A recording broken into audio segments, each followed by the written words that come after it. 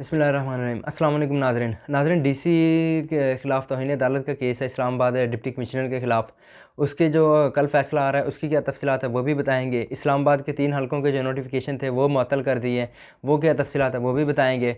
और पीटीआई के जो आज़ाद उम्मीदवार हैं उनका सुन्नी इत्तेहाद कौंसल के साथ इत्तेहाद हो गया है जो, और ये क्या तफ़सीलात है ये भी आज आपको बताएंगे। और जो इंतखाबात कलअदम करार देने की दरख्वास्तें थी सुप्रीम कोर्ट में, उन पर जो आज कार्रवाई हुई है वो भी बताएंगे। और मिसिंग पर्सनस के ख़िलाफ़ जो इस्लामाबाद हाई कोर्ट में आज केस था उसकी भी तफ़सीलात आज आपके साथ इसी वीडियो में शेयर करते हैं हम। नाज़रीन, मेरा नाम मोहम्मद उमर फ़ारूक है, आप हमारा डिजिटल चैनल देख रहे हैं उमर राजपूत। नाज़रीन, सबसे पहले हम आपके साथ शेयर करते हैं कि जो जस्टिस बाबर सत्तार कल जो उन्होंने हतमी दलाइल तलब कर लिए हैं, और उनका कहना था कि वो कल ही इस केस का जो है फ़ैसला दे देंगे। जो डीसी इस्लामाबाद के ख़िलाफ़ तौहीन अदालत का केस है और एसएसपी ऑपरेशंस भी हैं इसमें, जो ये 3 एमपी ऑर्डर के तहत जो जारी करते थे 3 एमपी ऑर्डर, उस पर ये केस की जो है ना कल इसका फ़ैसला दे देंगे। अब देखते हैं कल क्या फ़ैसला आता है, इस पर भी नज़रें हैं। और दूसरी जानिब जो इंट्रा कोर्ट अपील थी शुएब शाहीन साहब की, और जो इस्लामाबाद के 3 हलकों की, उस पर जो आज वो नोटिफिकेशन जो है मुअत्तल कर दिए इस्लामाबाद हाई कोर्ट ने।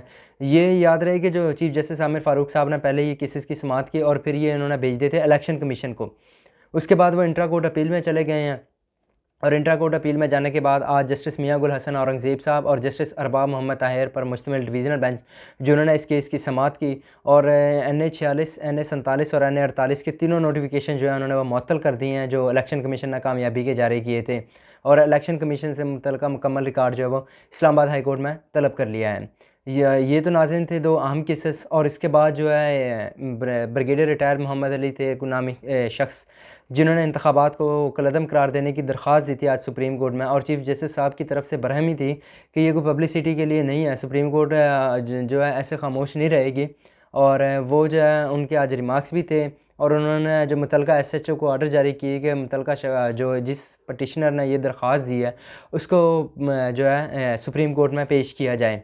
आज इसकी समाअत थी और उसमें फिर वक्फ़ा हुआ, तो अभी तक तो कोई इतलात नहीं आ रही है क्या बना है। लेकिन जो है चीफ़ जस्टिस ऑफ पाकिस्तान साहब के रिमार्क से कि सुप्रीम कोर्ट इस केस को अब सुनेगी।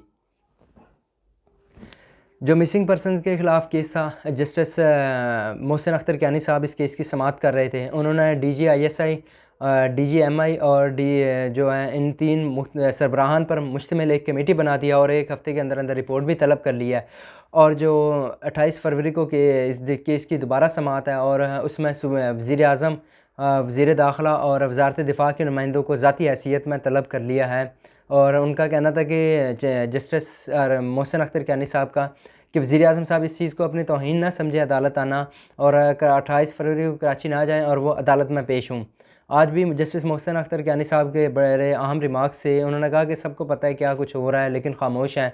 ये इस तरह के उनके काफ़ी इस केसेस में जो है वो उनके शुरू से ही रिमार्क्स हमने आपके साथ डिटेल्स भी शेयर की हैं। वो पहले भी इंपॉर्टेंट इस केस में रिमार्क्स दे चुके हैं। और नाज़रीन, दूसरी जानब जो PTI का सुन्नी इत्तेहाद कौंसल के साथ इत्तेहाद हो गया है, MWM के साथ नहीं हुआ, उसकी कुछ वजूहात ये भी हैं कि जो MWM ने मखसूस नशिस्तों के लिए जो वो हतमी जो दरख्वास्त देनी होती है वो जमा नहीं करवाई थी। और इस वजह से एक ये भी फैक्टर है कि PTI के जो आज़ाद उम्मीदवार हैं उन्होंने इनके साथ इत्तेहाद नहीं किया, और उन्होंने सुन्नी इत्तेहाद कौंसल जिसके साहिबज़ादा हामिद रज़ा चेयरमैन हैं उनके साथ आज बाकायदा इत्तेहाद किया, और जो अपने MNA के जो कौमी असम्बली के उम्मीदवार थे उनसे स्टाम्प पेपर और बयान हल्फी लेना शुरू कर दिए हैं। और जो है मखसूस नशिस्तें, ज़ाहिर सी बात है PTI जो पेशावर हाई कोर्ट में भी चली गई है कि हमें मखसूस नशिस्तों के लिए उन्होंने आज दरख्वास्त दे दी है, और वो वहाँ भी पहुँच गए हैं। अब देखना है कि उनको पेशावर हाई कोर्ट से रिलीफ मिलता है या नहीं। लेकिन जो काफ़ी सारे फ़ैसले हैं वहाँ से पेशावर हाई कोर्ट से PTI को रिलीफ मिला है, तो वो इसीलिए उन्होंने बेहतर समझा कि वो उधर पेशावर हाई कोर्ट चले जाएं। अब इलेक्शन आज उन्होंने दरख्वास्त जो बाकायदा जमा करवा दी है, और इस वजह से वो वहाँ चले गए हैं। और मखसूस नशिस्तें उनकी कोशिश है और अक़लियत नशिस्तें हैं जो वो PTI हासिल करे। लेकिन अभी तक की जो एक अहम इत्तलात हैं वो ये भी हैं कि नून लीग और पीपल पार्टी में जो है बाकायदा वो इत्तेहाद हो गया है, इम्कान है, और वो जल्द मिलकर ही हुकूमत बनाएंगे और पावर शेयरिंग भी करेंगे, यानी कि वजारतें भी लेंगे।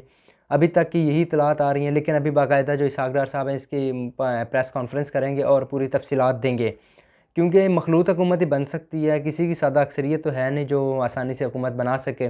इस वजह से 54 नशिस्तें ग़ालिबन हैं इसकी पीपल पार्टी की, और 89 जो नशिस्तें हैं शायद इसकी हैं नून लीग की, और 17 नशिस्तें MKM की डाल के तो टोटल ये मखलूत हुकूमत बनेगी।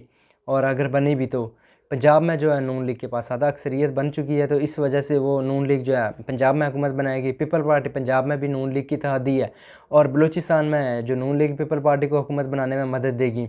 तो इस तरह ये मखलूत हुकूमतें बनने जा रही हैं। तो उम्मीद करते हैं आपको हमारी वीडियो अच्छी लगी हो, तो वीडियो को फीडबैक दीजिएगा। अल्लाह हाफ़िज़।